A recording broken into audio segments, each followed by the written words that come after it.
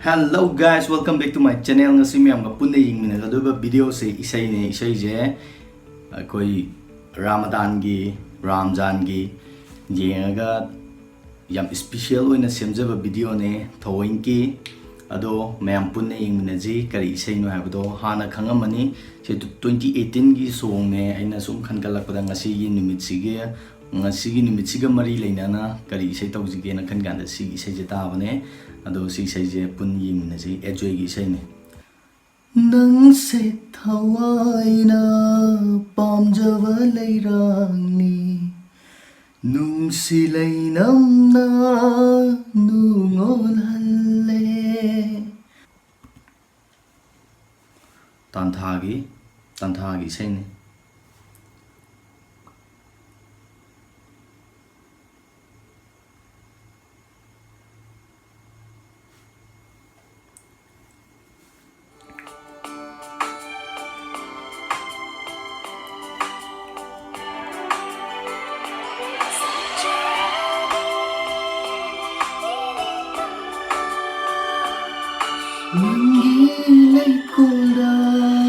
Mark tanga nga gejo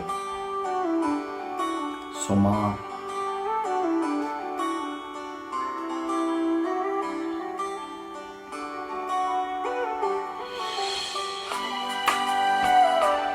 itki shine je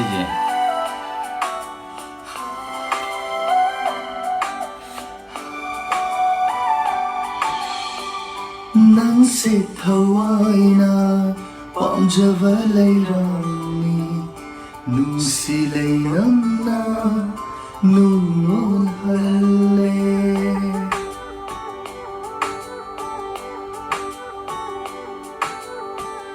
Nangse thawaina pamjava leirangni ai sumaina moi muslim gi sumaina nupi ne set paje si yam phajai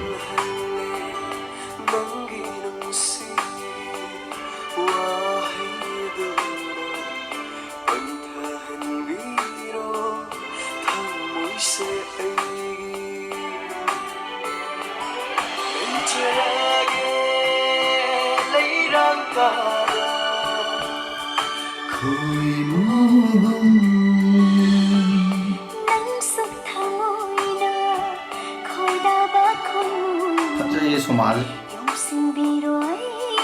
sana dress ini am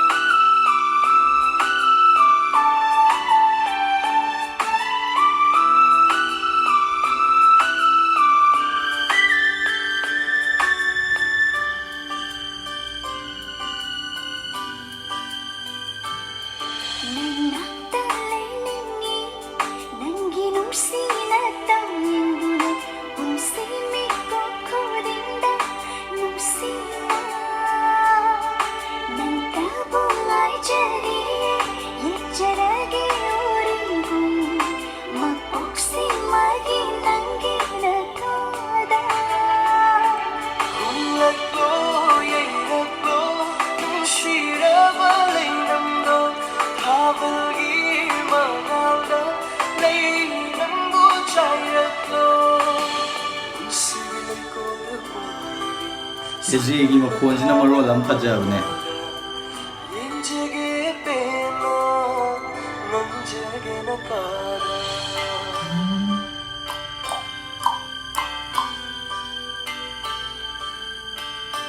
Nupa sih yang biam nungai.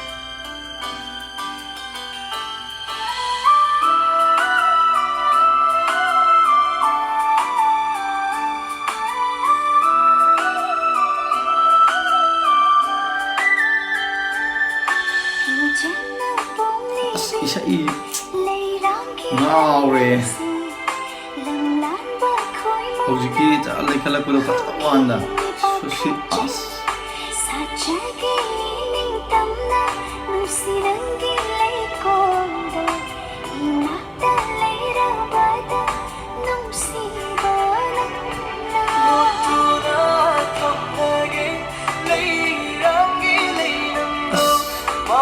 ꯏꯀꯥꯏꯌꯦ ꯁꯤꯗꯤ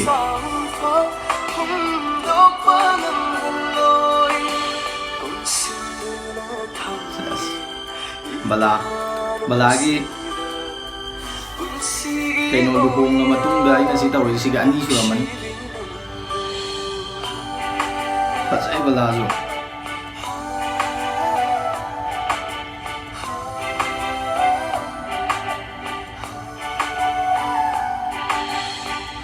ꯑꯩꯒꯤ ꯃꯤꯡ ꯕꯂꯥ ꯍꯥꯏꯕ꯭ꯔꯥ ꯀꯩꯅꯣꯝ ꯍꯥꯏꯔꯦ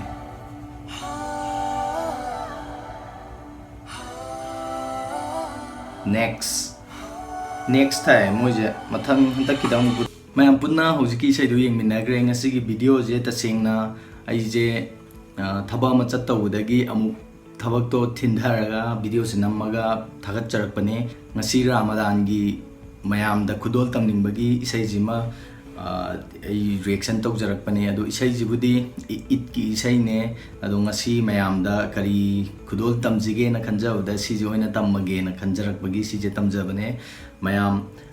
happy ꯔꯥꯃꯗꯥꯟ ꯍꯥꯏꯗꯤ ꯁꯤꯒꯤ ꯃꯅꯨꯡꯁꯤꯗ ꯑꯩꯅ ꯁꯨꯝ ꯗꯗꯥ ꯍꯣꯏꯗꯒꯤ ꯍꯪꯖꯕ ꯃꯇꯝꯗ ꯆꯔꯥ ꯍꯦꯟꯕꯒꯤ ꯅꯨꯃꯤꯠ ꯍꯧꯕꯅꯦꯅ ꯍꯥꯏ ꯑꯗꯣ ꯃꯔꯛꯁꯤꯗ ꯅꯨꯃꯤꯠ ꯊꯣꯛꯇ꯭ꯔꯤꯉꯩꯗ ꯅꯨꯃꯤꯠ ꯊꯣꯛꯇ꯭ꯔꯤꯉꯩꯗ ꯆꯥꯒꯗꯕꯅꯦꯅ ꯍꯥꯏ ꯑꯩ ꯆꯞ ꯆꯥꯕ ꯌꯥꯝ ꯍꯦꯟꯅ ꯃꯃꯨꯠ ꯇꯥꯅꯗꯤ ꯈꯪꯖꯗꯦ ꯑꯗꯣ ꯊꯥ ꯑꯃ ꯍꯦꯟꯒꯗꯕꯅꯦꯅ ꯍꯥꯏ ꯑꯗꯣ ꯗꯦ ꯇꯥꯏꯝꯗ ꯀꯩꯝꯇ ꯆꯥꯕ ꯌꯥꯗꯦꯅ ꯍꯥꯏ ꯑꯗꯣ ꯑꯩꯅ ꯍꯥꯏꯔꯤꯁꯤꯗ ꯂꯥꯜꯂꯝꯃꯒꯁꯨ ꯃꯌꯥꯝꯅ ꯉꯥꯛꯄꯤꯌꯣ ꯑꯩ ꯌꯥꯝ ꯍꯦꯟꯅ ꯈꯪꯗꯦ ꯑꯩꯅ ꯈꯤꯇꯪ ꯈꯪꯖꯕꯗꯨꯅꯦ ꯃꯌꯥꯝꯅ ꯍꯥꯏꯖꯔꯤꯁꯦ ꯑꯗꯨꯒ ꯍꯥꯏꯐꯦꯠ ꯃꯌꯥꯝꯒꯤ ꯃꯣꯠꯇꯣ ꯑꯗꯨꯝ ꯐꯣꯡꯗꯣꯛꯄꯤꯔꯛꯑꯣ ꯀꯃꯦꯟ ꯁꯦꯛꯁꯟꯗ ꯀꯃꯥꯏꯅ ꯇꯧꯋꯦꯅ ꯍꯥꯏꯕꯗꯣ ꯑꯗꯣ ꯊꯥ ꯑꯃ ꯁꯨꯃꯥꯏꯅ ꯅꯨꯃꯤꯠ ꯊꯣꯛꯇ꯭ꯔꯤꯉꯩꯗ ꯆꯥꯕ ꯈꯣꯠꯄ ꯇꯧꯕꯤꯌꯨꯁꯦ ꯇꯦꯛꯇ ꯀꯥꯏꯗꯅ ꯍꯥꯏꯗꯤ ꯑꯅꯥ ꯑꯌꯦꯛ ꯌꯥꯎꯗꯅ ꯐꯖꯅ ꯄꯥꯡꯊꯣꯛꯄ ꯉꯝꯕꯤꯌꯨ ꯍꯥꯏꯕꯁꯦ ꯍꯥꯏꯖꯔꯤ ꯑꯗꯨꯒ ꯑꯩꯒꯤ ꯁꯕꯁꯀ꯭ꯔꯥꯏꯕꯔ ꯚ꯭ꯌꯨꯋꯔꯁꯤꯡꯗ ꯑꯃꯗꯤ ꯌꯦꯡꯗꯕ ꯄꯨꯂꯞꯇ ꯑꯩ ꯍꯥꯏꯖꯔꯤ ꯍꯦꯄꯤ ꯔꯥꯃꯗꯥꯟ ꯃꯨꯕꯥꯔꯛ ꯑꯩꯅ ꯍꯥꯏꯔꯤꯁꯦ ꯂꯥꯜꯂꯝꯃꯒꯁꯨ ꯃꯌꯥꯝ ꯉꯥꯛꯄꯤꯌꯣ ꯑꯩ ꯊꯃꯣꯏ ꯁꯦꯡꯅ ꯍꯥꯏꯖꯕꯅꯦ ꯃꯊꯪꯒꯤ ꯚꯤꯗꯤꯑꯣꯗ ꯑꯃꯨꯛ ꯊꯦꯡꯅꯔꯁꯤ ꯃꯌꯥꯝ ꯇꯦꯛꯇ ꯀꯥꯏꯗꯅ ꯔꯥꯃꯗꯥꯟꯁꯦ ꯃꯄꯨꯡ ꯐꯥꯅ ꯄꯥꯡꯊꯣꯛꯄ ꯉꯝꯕꯤꯌꯨ ꯍꯥꯏꯕꯁꯦ ꯍꯥꯏꯖꯔꯤ ꯉꯁꯤꯒꯤ ꯑꯣꯏꯅꯗꯤ ꯕꯥꯏ